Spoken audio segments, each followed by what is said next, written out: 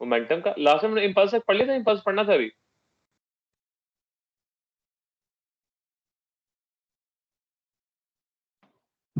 Sir momentum और impulse पढ़ लिया था।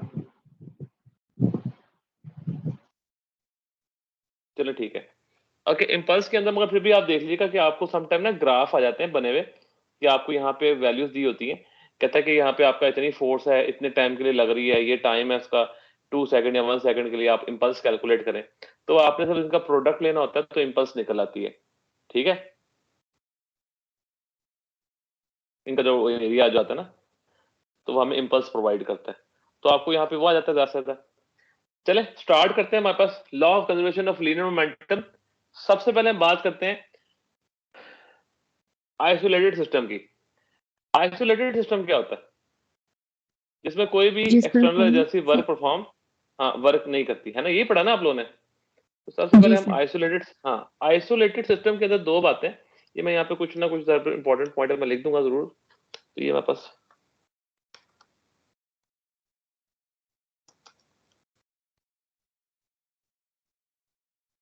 Motion and force. सबसे पहले बात करते हैं आइसोलेटेड सिस्टम की।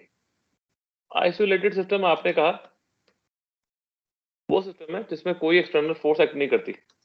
No external force acts on it. ठीक है बेटा, जब कोई एक्सटर्नल फोर्स एक्ट नहीं कर रही तो मुझे बताएं कि इस सिस्टम का जो आप कह लें कि जो मोमेंटम है वो क्या रहता है? कंजर्व रहता है। कांस्टेंट। मोमेंटम, हाँ, मोमेंटम ऑलवेज कंजर्व्ड रहता है। ठीक है, शाबाश। और एनर्जी भी क्या रहती है? कंजर्व एनर्जी रहेगी। भी टोटल टोटल एनर्जी कंजर्व्ड ही रहेगी ना। एनर्जी भी क्या रहेगी? जी सर। कंजर्व्ड रहेगी। मैं अब इसके बाद एक क्वेश्चन पूछूंगा आप लोगों से बाद में। आइए वापस चलते हैं। तो हमारे पास यहाँ पर इसको हम कहते हैं कि no external force acts on interacting particle या बॉडीज, यानी कोई फोर्स नहीं लगती। Total momentum before collision, total momentum after collision हम पढ़ चुके हैं। उसकी famous equation m1v1 plus m2v2 और m1v1 dash plus m2v2 dash, यानी कि m और v का जो प्रोडक्ट है मोमेंटम के अंदर वो कांस्टेंट रहता है, या m इनवर्सली प्रोपोर्शनल है किसके? स्पीड के। हमने से केस देखे हैं जब बुलेट फायर की जाती है गन से, इसके क्वेश्चन भी आपने देखे होंगे। गन रिकॉइल करती है, स्पीड उसकी स्मॉल होती है, और बुलेट जो फायर की जाती है, ठीक है, स्मॉलर साइज होती है उसका, मगर उसकी स्पीड ज्यादा होती है। यानी कि एक के अंदर आप क्या कर रहे हैं? मैस ज्यादा कर रहे हैं और स्पीड कम कर रहे हैं, और दूसरे के अंदर आप स्पीड बढ़ा रहे हैं मगर मैस कम कर रहे हैं, है ना बेटा? तो ओवरऑल उसका प्रोडक्ट कांस्टेंट रह रहा है। So in both have same momentum, दोनों मोमेंटम क्या रह रहा है? सेम रह रहा है। अब आती है असल असल term, elastic and in elastic collision. Elastic और इन इलास्टिक कोलिजन क्या होता है? टोटल एनर्जी क्या रहती है सिस्टम की? Total energy. मोमेंटम क्या रहता कंजर्व। है? कंजर्व्ड रहता है। In elastic and in elastic दोनों केसेस के अंदर इलास्टिक हो जाए या इन इलास्टिक हो जाए, दोनों केसेस में एंड टोटल एनर्जी और मोमेंटम कंजर्व रहेगा, जो बात मैंने यहां मेंशन की है। अगर आप इसके साथ साथ टोटल का वर्ड भी लगा दे कोई फर्क नहीं पड़ता। तो टोटल जाके आप बाद में कंफ्यूज ना हो, टोटल एनर्जी जो है वो कंजर्व रहती है। बट अगर हम बात करते हैं सिर्फ काइनेटिक एनर्जी की, तो हम कहते हैं काइनेटिक एनर्जी कंजर्व रहती है सिर्फ इलास्टिक रीजन में। ठीक है, और नो साउंड और नो हीट पैदा होती है। मगर जब हम बात करते हैं इन इलास्टिक रीजन की, तो वहां हम कहते हैं कि काइनेटिक एनर्जी सिर्फ कंजर्व्ड नहीं रहती। इसका एक बड़ा फेमस क्वेश्चन आता है, during in elastic collision what is conserved? क्या कंजर्व्ड होता है? मोमेंटम लिखा होता मोमेंट है, काइनेटिक एनर्जी लिखी होती है, टोटल एनर्जी लिखा होता है। पहले सारे ऑप्शन देख मोमेंटम और रहे हैं। Total energy. हाँ, मोमेंटम एंड टोटल एनर्जी, तो डेल्टा ऑप्शन बन जाता है, तो आप कहते हैं दोनों कंजर्व्ड रहते हैं।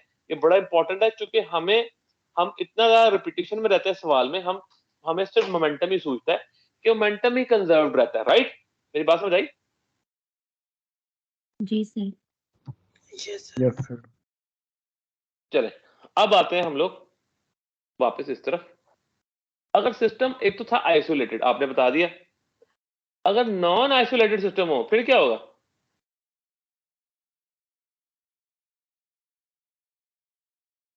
जी बेटा। कंजर्व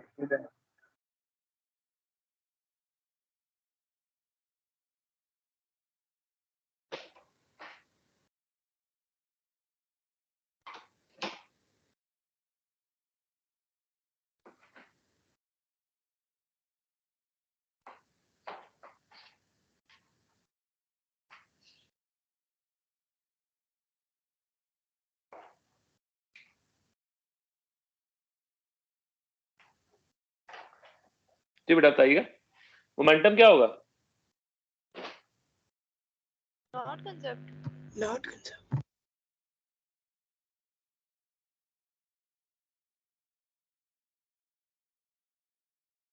शाबाश, आप लिखेंगे जो मोमेंटम है वो नॉट कंजर्व्ड होगा।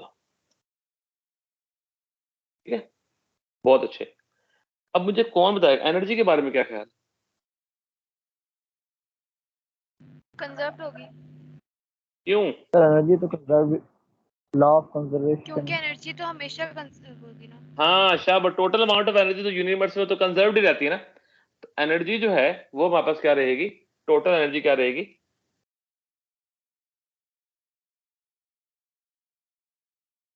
कंजर्व्ड रहेगी। चलिए वापस आते हैं, बहुत अच्छे। अच्छा अब तो ये एक बात हो गई। दूसरा अब हमारे पास है इलास्टिक एंड इलास्टिक। ये मैं देख लूं मेरे पास ये सारे केसेस ठीक है, ये नए वाले ही हैं। और इलास्टिक इन वन डायमेंशन हम बात कर रहे हैं।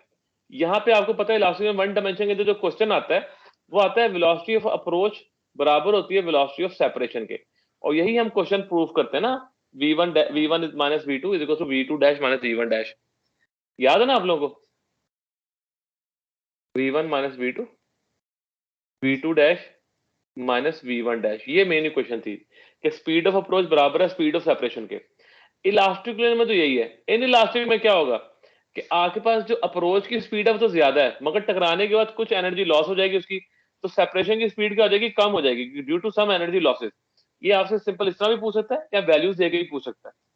ठीक है, तो हमारे पास जब अगर हम इसमें बात करते हैं, जब इलास्टिक प्लेन में वेलोसिटी ऑफ अप्रोच और सेपरेशन का अगर आप रेशो लें तो 1 आता है, और इनका अगर आप डिफरेंस ले तो क्या आएगा, 0 आएगा। ठीक है, सिमिलरली जब आप वेलोसिटी ऑफ अप्रोच चुके आपने कहा एक ग्रेटर देन का सिंबल आएगा यहाँ पे ग्रेटर देन का सिंबल है। वेलोसिटी ऑफ अप्रोच चूंकि ज्यादा है वेलोसिटी ऑफ सेपरेशन से और ये दोनों बराबर नहीं है, तो इनका जो रेशियो है वेलोसिटी ऑफ अप्रोच और सेपरेशन का वो क्या होगा, ग्रेटर देन 1 आएगा। ठीक है बेटा,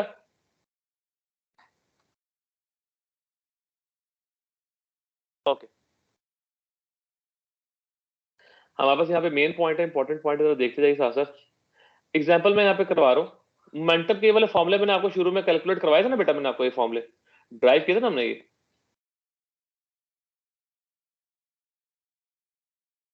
ये फॉर्मुले सबको आते हैं ना काइनेटिक एनर्जी मोमेंटम के। काइनेटिक एनर्जी आप कहते हैं क्या है, हाफ एम वी स्क्वायर। इसको मैं एम वी लिख सकता हूं, एक एम वी तो हो जाएगा मोमेंटम इनटू वेलोसिटी, और फिर से मैं लिख रहा हूं, मैं इसको एक दफा एम से मल्टीप्लाई और डिवाइड कर देता हूं, तो ये हो जाएगा half P square over M हो जाएगा। इसके बहुत सारे इंपॉर्टेंट फॉर्मूले बनते हैं, मैं भी आपको बताते हैं तो साथ साथ। अब सिमिलरली यहां से अगर मैं मोमेंटम को निकालता हूं यहां से ऊपर वाले से ही, तो यहां से क्या बनेगा मोमेंटम का फॉर्मूला, ये हो जाएगा 2ke over v into P. ये एक मोमेंटम का ये फॉर्मूला बन जाएगा ऊपर वाले से, है ना बेटा, यही बनेगा ना। Yes, और sir. दूसरा फॉर्मूला इस वाले से अगर मोमेंटम को निकालूं तो वो क्या बनेगा, यहां से वो बनेगा 2m के ई अंडर रूट। ठीक है, देखिए ये आपके दो बन गए मोमेंटम के फॉर्मूले, और ये बन गए दो काइनेटिक एनर्जी के फॉर्मूले। तो काइनेटिक एनर्जी के ये दो फॉर्मूले बन जाएंगे। एक तरफ आपने दिया हाफ पीवी लिख दिया, और एक तरफ आपने दिया half P square over M लिख दिया। अब आता है इनका यूज कैसे होना है। ठीक है, इनके यूज के बड़े इंपॉर्टेंट क्वेश्चन आते हैं, तो वो भी मैं आपको बताता हूँ साथ साथ। तो हमारे पास सबसे पहले इनके रेशियो कहते हैं कि अगर मैसेज है 2:1 में, मैसेज है यानी कि m1 ओवर m2 2:1 है, काइनेटिक एनर्जी है 1:, काइनेटिक एनर्जी क्या रेशियो है, 1:2 है, यानी कि एनर्जी रेशियो 1:2 है, तो बताएं मोमेंटम का क्या रेशियो होगा। तो देखें पहले आपने मोमेंटम का रेशियो लेना है, तो मोमेंटम के रेशियो के लिए आपको ऊपर वाला फॉर्मूला P = √2m के ई पुट करना पड़ेगा। यहाँ पे मास और एनर्जी की बात हो रही है ना बेटा? जी सर। Yes sir. तो यहाँ पे सिंपली आपने मास और एनर्जी की वैल्यू सब्स्टिट्यूट की, यानी कि 2 बाय एक का 2 ऊपर आएगा, एक का 2 नीचे आएगा, ये दोनों कैंसिल आउट हो जाएंगे, तो 1:1 बच जाएगा। इस तरह आता है सवाल। दूसरा, अगर मैसेज के रेशियो दिए जाएं और कहता है इक्वल मोमेंटम है, काइनेटिक एनर्जी के रेशियोज क्या होंगे? क्या होता है काइनेटिक है, तो आप ये वाला फॉर्मूला यूज कर लेंगे। तो हमारे पास कहता है कि मोमेंटम P = 2mE, यहां पे क्या क्या सेम है आपके पास? सेम मोमेंटम है, तो काइनेटिक एनर्जी की रेशियो निकाल लेना। तो आप बोथ साइड स्क्वायरिंग करेंगे, 2 से 2 कट जाएगा, ये टर्म बन जाएगी। तो यहां पे अगर आप मैसेज का रेशियो लगाएं m2/m1, तो आ जाएगा E1/E2 आ जाएगा। ठीक है। और दूसरा, अगर आप चाहें इस फॉर्मूले से चाहें इससे भी आप निकाल सकते हैं कि यहाँ पे मोमेंटम को आप कांस्टेंट कर दें, तो यहाँ पे देखें एनर्जी और मास का क्या रिलेशन है? इनवर्स रिलेशन है। तो यहां से भी आप एनर्जी E1/E2, m2/m1 यहां से भी आप निकाल सकते हैं। ठीक है बेटा? नेक्स्ट क्वेश्चन आता है। नेक्स्ट आता है, मैसेज हैं m1 and m2 have equal kinetic energy, ratio of momentum क्या होंगे? मोमेंटम के रेशियो फिर बताएं क्या होंगे। अगर आपने एनर्जी बराबर कर दी है, तो हमारे पास एनर्जी का फॉर्मूला P²/2m है, तो यहाँ पे 2 से 2 कट जाएगा, तो P1/P2, m1/m2, इसका स्क्वायर रूट ले लें बोथ साइड, तो P1/P2 √m1/m2 आ जाएगा। ये तो हो गया मैसेज के एतबार से, ये ठीक है, ये मैसेज के एतबार से यहाँ पे चीजें आपसे पूछी गई हैं।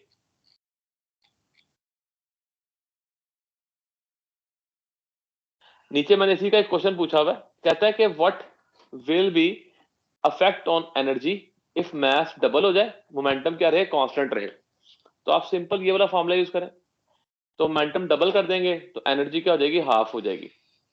अब एक और क्वेश्चन मैं यहाँ पे ऐड करता हूं, यहाँ पे चूंकि इसके क्वेश्चन बहुत सारे आते हैं।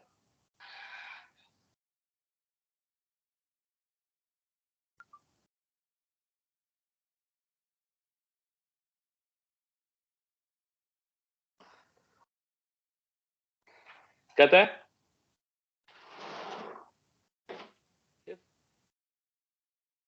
मोमेंटम इज रिमेन्स कांस्टेंट, अगर मोमेंटम क्या रहता है? कांस्टेंट रहता है, and speed is double, speed क्या हो रही है?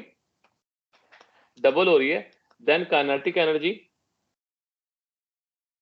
इज, तो काइनेटिक एनर्जी में क्या फर्क? डबल हो जाएगी। बहुत अच्छे, शाबाश। तो काइनेटिक एनर्जी आपने कहा डबल हो जाएगी, उसके लिए हम क्या फॉर्मूला यूज करेंगे? उसके लिए हम ये वाला फॉर्मूला यूज, हाँ शाबाश। यानी कि आपने देखना किन वेरिएबल्स का डिस्कशन हो रही है, उनको फिर आपने अंडर कंसिडरेशन लेके आना है, तो आप कहेंगे कि वो क्या हो जाएगा? डबल हो जाएगा। आपका V डैश जो है, V डैश, अगर आपके पास 2V हो रहा है, देन काइनेटिक एनर्जी V क्या हो जाएगी? 2 टाइम्स हो जाएगी। अब यही सवाल मैं दोबारा से करने लगा हूं।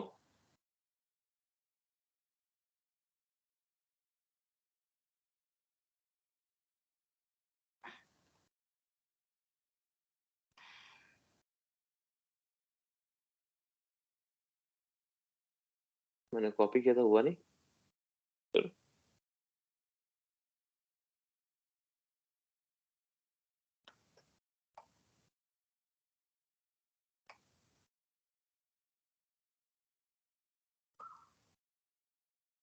ओके, सेम क्वेश्चन है। अगर यहाँ पे सिंपल एक टर्म हम ऐड कर दें,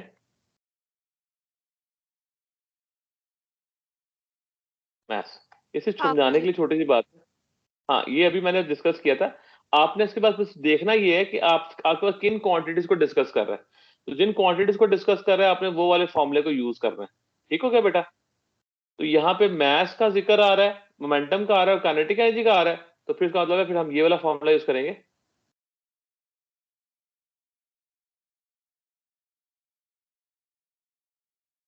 फिर हम ये फॉर्मूला यूज करेंगे। यहाँ पे काइनेटिक एनर्जी और मास का इनवर्स रिलेशन है, तो आप कहेंगे काइनेटिक एनर्जी पहले के मुकाबले में क्या हो जाएगी? हाफ हो जाएगी। बहुत अच्छे। तो सिमिलरली मैथ्स के भी हम इस तरह से हम सारे के सारे क्वेश्चन बता सकते हैं। इसको आगे चलते हैं। ओके, नेक्स्ट पे आते हैं। यहां पे आपको मैं भी सारे केसेस भी कराता हूं, तो वो सारे देख लेते हैं वन बाय वन।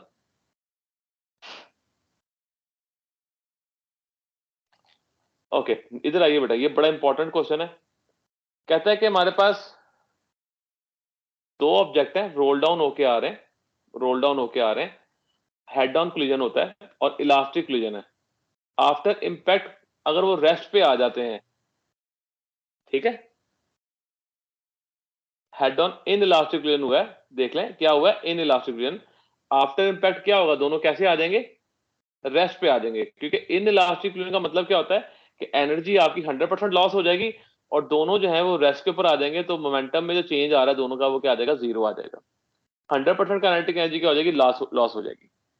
अब एक और बोगी वाला, अपने ट्रॉली वाला बहुत बार सवाल देखा है कि हमारे पास कहते हैं एक ट्रॉली है, उसका मास दिया हुआ है 2 kg और 4 मीटर पर सेकंड से मूव कर रही है। ये मैं यहां से ना, ये मैं उठा के आगे ले आता हूं।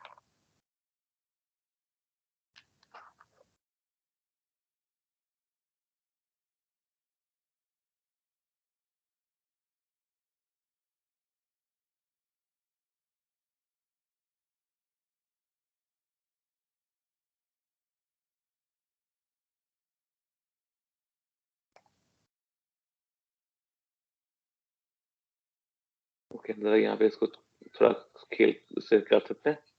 ओके बेटा देखें, कहता है एक 4 मीटर पर सेकंड से स्पीड जा रही है, 1 मीटर पर सेकंड से जा रहा है, ठीक है, ऑब्जेक्ट जा रहा है। कहता है कि आपके पास उसका मास 2 kg है, दूसरे का 4 kg। कहता है v1 डैश और v2 डैश क्या होंगे, और ये कॉमन वेलोसिटी है। मैं इसको क्वेश्चन लिखता हूं, after collision they both move with the same velocity. इसका जो असल क्वेश्चन है वो ये है, after collision both move with common velocity. दोनों किससे वेलोसिटी से मूव कर रहे हैं, कॉमन वेलोसिटी से मूव कर रहे हैं, ठीक है। तो आपने इनकी कंबाइंड काइनेटिक एनर्जी फाइंड करनी है। क्या फाइंड करना है, काइनेटिक एनर्जी कंबाइंड फाइंड करनी है। और ये बहुत ज्यादा फेमस क्वेश्चन है, बहुत ओल्ड क्वेश्चन है। तो हमारे पास इसके लिए अब हमें काइनेटिक एनर्जी का फॉर्मूला पता है, हाफ एम वी का स्क्वायर ना। तो चूंकि यहाँ पे मास डबल है, 2 kg का 4 kg, तो मास हम सिंपल ऐड कर देंगे। और दूसरा रहा कि इसका जो स्पीड है, हम स्पीड निकाल लेते हैं कि अब आपको लॉ ऑफ कंजर्वेटिव मोमेंटम आपने यूज किया, m1v1 plus m2v2, m1v1 plus m2v2, ठीक है बेटा। और चूंकि v1 और v2 चूंकि सेम है, तो दोनों की जगह मैंने क्या रख दिया, खाली v रख दिया। अब देखें नेक्स्ट स्टेप है, मैंने v को कॉमन ले लिया यहाँ पर, और मैंने m1 m2 की वैल्यू पुट की, m1 v1 और m2 v2 की वैल्यू पुट की। तो जब जो आया यहाँ पे आंसर 12 आ जाएगा, 4 2 8 और प्लस 4 12 आ जाएगा, और ये 6 नीचे आके डिवाइड होगा। इनकी जो कॉमन वेलोसिटी है, इनकी जो कॉमन वेलोसिटी है कितनी आ रही है हमारे पास, 2 मीटर पर सेकंड आ रही है, ठीक है बेटा। अब काइनेटिक एनर्जी जब कंबाइंड निकालें, ये इंपॉर्टेंट स्टेप है। तो आपने दोनों का जो मास है वो ऐड करना है, वो नहीं भूलना। आपने दोनों का मास क्या किया, ऐड किया, m1 प्लस m2 किया इंटू v का स्क्वायर। तो m1 प्लस m2 जो है वो हो जाएगा हमारे पास 2 प्लस 4, और स्पीड क्या है, 2 का स्क्वायर। तो ये आपके पास आ जाएगा 1/2 इंटू 6 इंटू 4 आ जाएगा, और ये 2 से ये 2 कटेगा, 2 6 कितना आ जाएगा, 12 जूल हमारे पास इसका आंसर बन रहा है। और इस तरह के बहुत सारे सवाल जो है वो आपसे पूछे जाते हैं। इज इट क्लियर बेटा? यस। चले वापस आते हैं इधर। ओके, अगर कहता है सेम केस रखें, मूव अपोजिट डायरेक्शन, अगर अपोजिट डायरेक्शन में मूव करते हुए आ रहे हैं और इन इलास्टिक कोलिजन है, ठीक है, तो फिर से वही केस आ जाएगा, दोनों रेस्ट पे आ जाएंगे, comes to rest after impact of collision. Okay, अब हम बात करते हैं force due to water flow की। इसका एमसीक्यू आते हैं, एक दो फॉर्मूले भी पूछे जाते हैं। फोर्स एक्सर्टेड बाय, पहले मैं वॉल निकाल लो ऑन वाटर, तो आपने वो आता है माइनस के अंदर। और फिर जब फोर्स निकालते हैं वाटर की ऑन वॉल, वो हम न्यूटन के थर्ड लॉ के मुताबिक एक्शन एंड रिएक्शन, वो प्लस में आती है। इसके अंदर फॉर्मूला पूछते हैं एक बड़ा जबरदस्त इंपॉर्टेंट ना, कि आपको ऑप्शन दिए जाते हैं कि कौन सा फॉर्मूला ठीक है।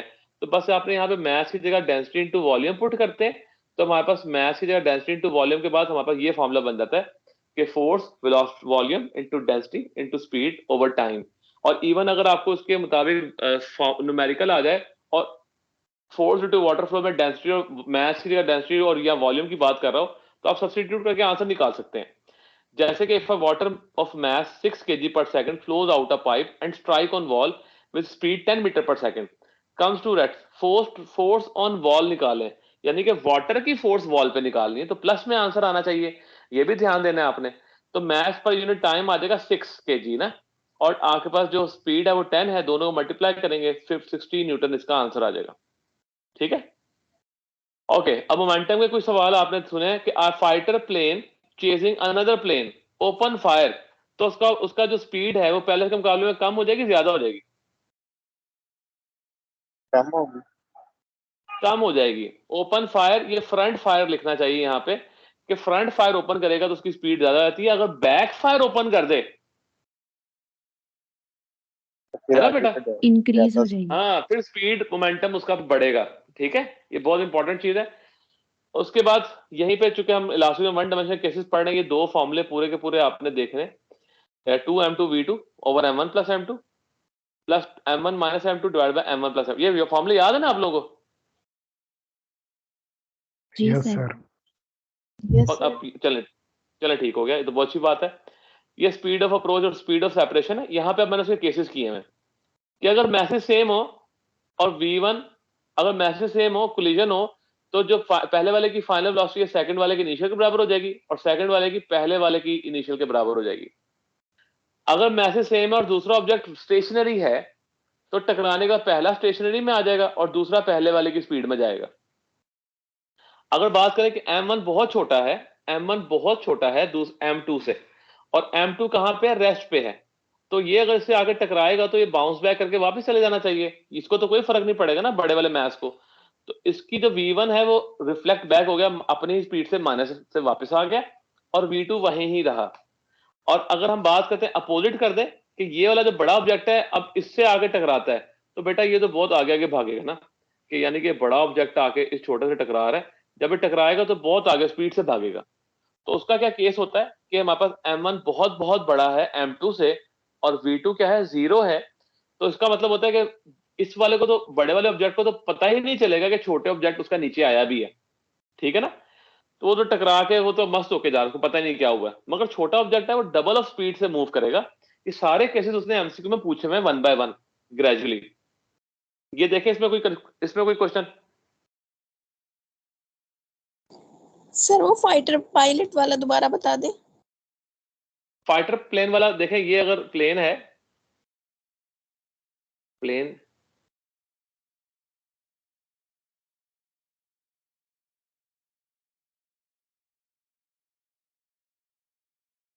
ये प्लेन ठीक बनाया, प्लेन बना है ना बेटा, ब्यूटीफुल है मुस्लिम, है ना?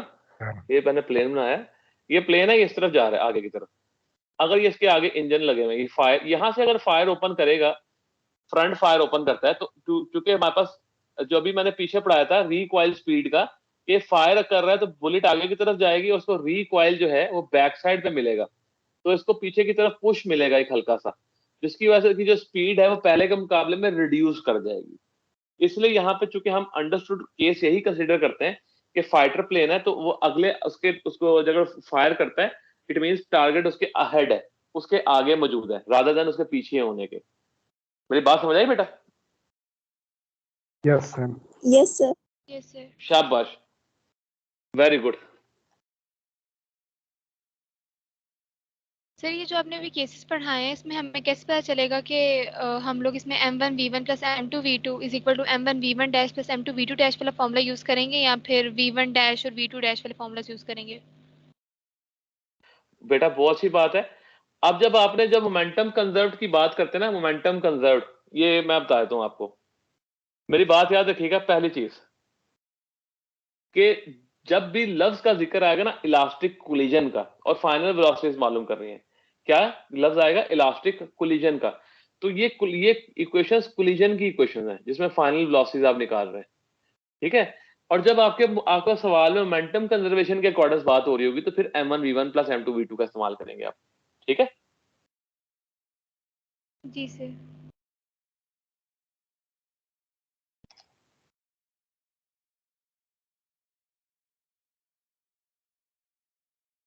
हाँ जी, बिल्कुल ठीक है। एक बच्चा कहता है प्लेन में जाने वाले फिर हादसे की खबरें भी आएंगी। जो मैंने प्लेन बनाया या इतना अच्छा प्लेन तो बनाया मैंने। सर वैसे बहुत अच्छी ड्राइंग थी। है ना, ये मतलब मैंने फर्स्ट टाइम इस एक प्लेन को मैंने ना पेंट पे मतलब इस पे ड्रॉ किया है कंप्यूटर पे, तो मुझे तो मुनासिब लग रहा है। आगे लिख देते हैं RIP। चलो ठीक है। आगे चलते हैं। सर हमारे सर पास 18th थंडर लिखते हैं। क्या लिख दे?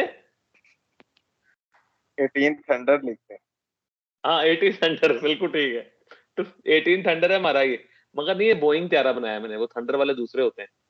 इसके पीछे जो शेप बनाई ना मैंने इस तरह से, ये वाली आप देख रहे हैं, ये शेप बोइंग त्यारे की होती है ना।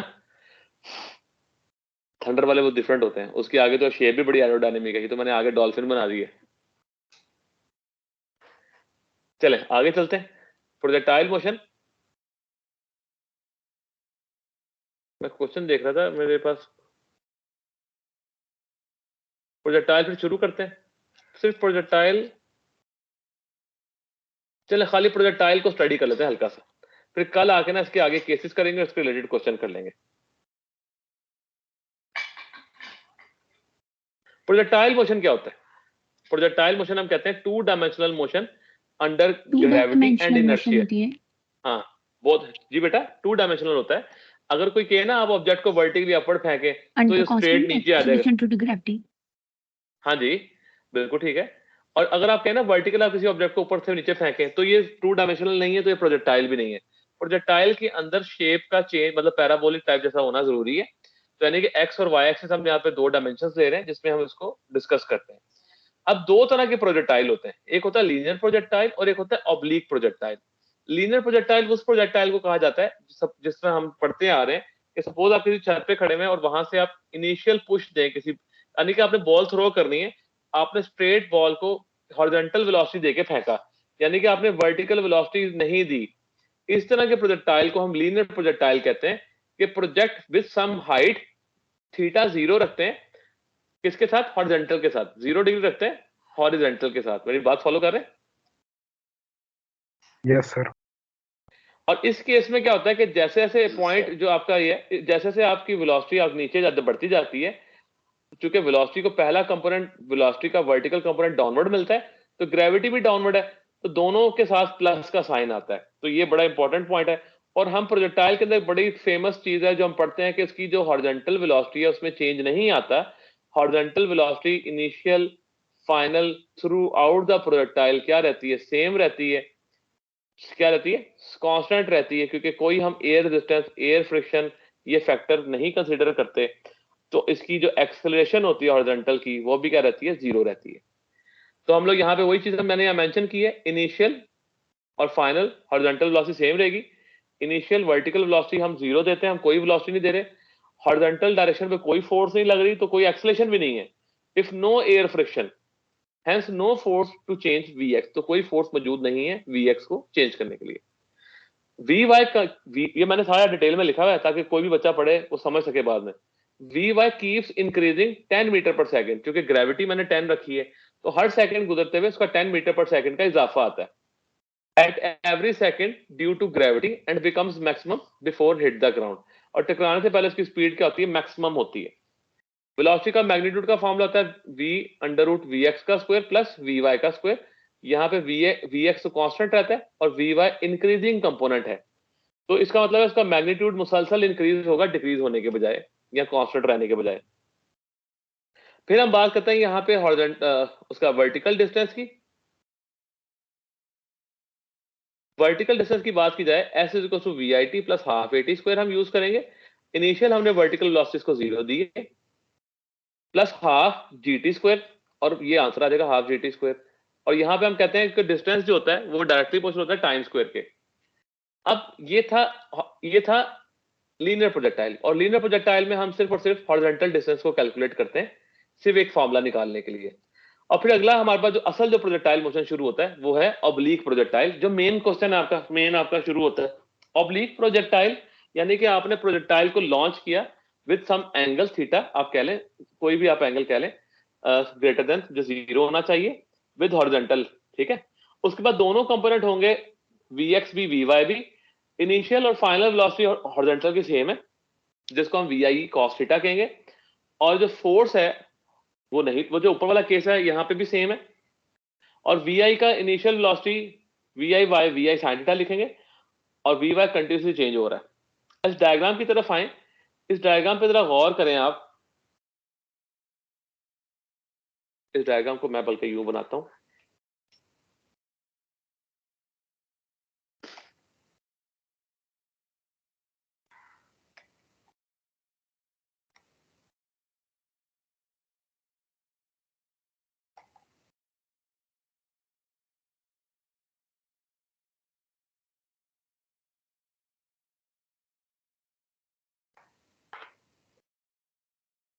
ओके बेटा। इस डायग्राम पे अगर गौर करें कि मैंने इसको इनिशियल वेलोसिटी दे के भेजा, अब ऊपर जाते हुए हॉरिजॉन्टल वेलोसिटी का कंपोनेंट तो इसी तरह ही देगा, वो चेंज नहीं हो रहा है ना बेटा। हॉरिजॉन्टल वेलोसिटी जी सर। वो तो सेम रहेगी, मगर ऊपर जाते हुए अगर आप गौर करें जो वर्टिकल वेलोसिटी है वो टेंजेंट होती है ना, वो टेंजेंट होगा उसका, है ना बेटा। तो अगर आप जी इसके सर। दरमियान हॉरिजॉन्टल और इसके दरमियान थीटा की बात करें, जो एंगल है, जब तक आप प्रोजेक्टाइल मोशन रीच नहीं कर लेते, जब तक आप मैक्सिमम हाइट रीच नहीं कर लेते, तो थीटा जो है वो ग्रेजुअली, थीटा क्या हो रहा है, इंक्रीज हो रहा है, इंक्रीज कर रहा है बिटवीन, सॉरी इंक्रीज में डिक्रीज कर रहा है, डिक्रीज कर रहा है, थीटा क्या कर रहा है, डिक्रीज कर रहा है बिटवीन Vx एंड Vy। मेरी बात समझ आई बेटा ये। अब जैसे ही Yes, थोड़ा sir. सा आप आगे आएंगे, जैसे हॉरिजॉन्टल वेलोसिटी तो वैसे ही रहेगी, वर्टिकल वेलोसिटी को कंपोनेंट मिलता जाएगा दोबारा से, ये वर्टिकल का कंपोनेंट मिल रहा है, हॉरिजॉन्टल वैसे ही है, ये वर्टिकल कंपोनेंट मिल रहा है, हॉरिजॉन्टल वैसे ही है, ये वर्टिकल कंपोनेंट मिलता जा रहा है। अब आप देखें इनके दरमियान जो एंगल है वो ग्रेजुअली क्या हो रहा है, इंक्रीज कर रहा है। तो सेकंड हाफ में तो क्या होता है, जो सेकंड हाफ है आफ्टर मैक्सिमम हाइट, थीटा क्या कर रहा है, इंक्रीज कर, थीटा क्या कर रहा है, इंक्रीज कर रहा है।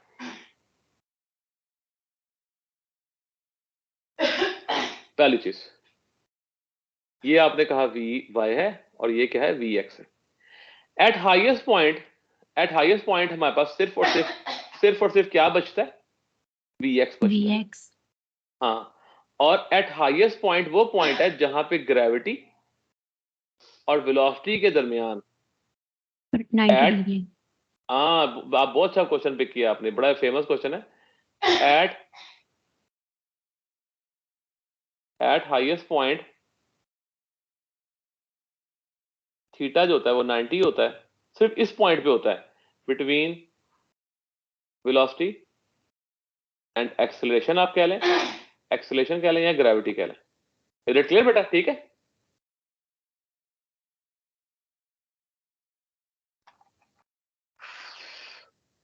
ये देखिए इसमें कोई कंफ्यूजन,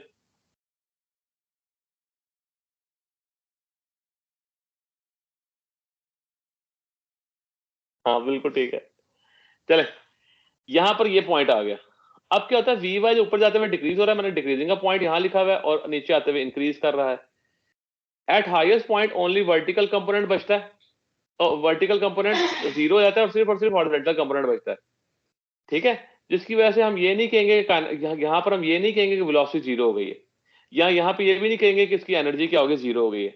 अगर जीरो का अगर आप लफ्ज का इस्तेमाल करते हैं तो हाईएस्ट पॉइंट पे अगर वेलोसिटी या काइनेटिक जीरो होती है तो उसको फिर नीचे गिर जाना चाहिए ऐसे। वो आगे क्यों जा रहा है, इनर्शिया की वजह से, उसके बाद वेलोसिटी भी है एक कंपोनेंट, उसके बाद काइनेटिक एनर्जी भी है, ठीक है। अगर वेलोसिटी जीरो नहीं है तो काइनेटिक एनर्जी भी कंप्लीटली जीरो नहीं है, ना ही वो कंप्लीटली कन्वर्ट हुई है पोटेंशियल एनर्जी में, तो काइनेटिक एनर्जी हाईएस्ट पॉइंट पर जीरो नहीं है। अब जरा कुछ क्वेश्चन देख लें। कहता है projectile launched at height 100 meter horizontally, speed deviate 10 meter per second, vertical distance in 3 second क्या होगा। सिर्फ आपने बेटा यहाँ पे 3 सेकंड का ही काम है, y is equal to half gt square, हम कल से पढ़ चुके हैं, तो वो y आ जाएगा 45 मीटर। अब चूंकि अब जब आपने हॉरिजॉन्टल डिस्टेंस निकालना है तो x आता है VIX इंटू टी होता है, क्योंकि हाफ GT स्क्वायर वाली टर्म तो उसकी नहीं होती ना, उसकी हॉरिजॉन्टल की हाफ GT स्क्वायर वाली टर्म नहीं होती, क्योंकि इसकी एक्सप्रेशन 0 होती है। तो VX आपके पास यहाँ पर कितना दिया उसने, 10 दिया हुआ, और टाइम कितना दिया 3 सेकंड, तो इसको मल्टीप्लाई करेंगे तो 30 मीटर आ जाएगा। ठीक है बेटा, ये भी एक बड़ा ओल्ड क्वेश्चन है। A crow a cover drops a pebble flying horizontal at speed 10 meter per second at a height of 5 meter, horizontal distance निकालना है आपने। तो बेटा पहले टाइम निकाले, टी निकाले 2y/g, चूंकि आपको उसने वर्टिकल हाइट दी हुई है, तो वो पुट करके आप टाइम निकाला 1 सेकंड, और फिर आपने हॉरिजॉन्टल डिस्टेंस निकाला x = vx * t, जो कि 10 मीटर इसका आंसर आ जाएगा। ठीक है, एक्सक्यूज मी सर, सर एक फॉर्मूला होता है ना t √8h/g, तो वो हम कब यूज करेंगे? वो मैं अभी टाइम ऑफ फ्लाइट में पढ़ाऊंगा ना, मैं आपको टाइम ऑफ फ्लाइट में पढ़ाऊंगा मैं आपको। ठीक है, ओके चले बेटा, और ये फिर आज का आखिरी पार्ट है हमारे पास, सिर्फ इसको हम कंप्लीट कर लेते हैं ताकि कल में आके हाइट और रेंज हम शुरू करें और उसके रिलेटेड कुछ क्वेश्चन देखें। ये आपने तो रीड करना है, कल भी हाँ जी बेटा पूछें। सर अगर हमें ये कहा हो कि for freely falling body the vertical velocity at the 5th second is, तो फिर सर 5th सेकंड की वेलोसिटी के लिए हम फार्मूला टाइम का a/2 2n-1 वाला लगाएंगे ना? a/2, हाँ जी बिल्कुल। सर उन्होंने जो है वो t = 2h/10 अंडर रूट वाला फार्मूला लगाकर वो उन्होंने आंसर पिक किया हुआ है। स्टेप का ये MCQ है। दोबारा बताइएगा मुझे।